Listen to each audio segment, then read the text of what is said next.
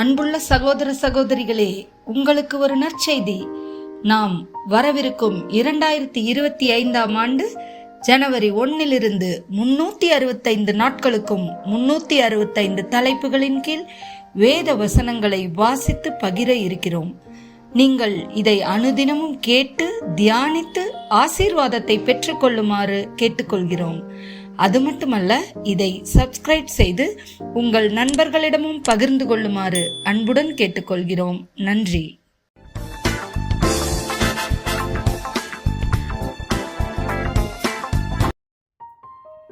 இன்று நாள் 209. தலைப்பு தனிமை. உபாகமம் 31:6. நீங்கள் பலங்கொண்டு திடமனதாய் இருங்கள், அவர்களுக்கு பயப்படவும் திகைக்கவும் வேண்டாம். உன் தேவனாகிய கர்த்தர் தாமே உன்னோடே கூட வருகிறார். அவர் உன்னை விட்டு விலகுவதுமில்லை, உன்னை கைவிடுவதுமில்லை என்று சொன்னான். சங்கீதம் 68:6.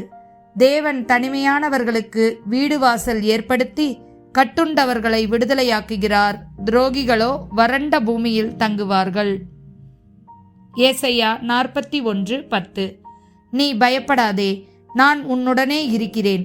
திகையாதே, நான் உன் தேவன். நான் உன்னை பலப்படுத்தி உனக்கு சகாயம் பண்ணுவேன்.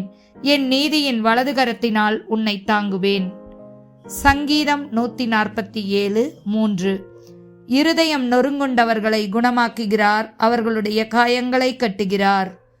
மத்தேயு 28:20. நான் உங்களுக்கு கட்டளையிட்ட யாவையும் அவர்கள் கைக்கொள்ளும்படிக்கு அவர்களுக்கு உபதேசம் பண்ணுங்கள். இதோ, உலகத்தின் முடிவு பரியந்தம் சகல நாட்களிலும் நான் உங்களுடனே கூட இருக்கிறேன் என்றார். ஆமேன். சங்கீதம் 34:18. நொறுங்குண்ட இருதயமுள்ளவர்களுக்கு கர்த்தர் சமீபமாய் இருந்து நறுங்குண்ட ஆவியுள்ளவர்களை ரட்சிக்கிறார். யோவான் 14:18. நான் உங்களை திக்கற்றவர்களாக விடேன், உங்களிடத்தில் வருவேன். ஆமேன்.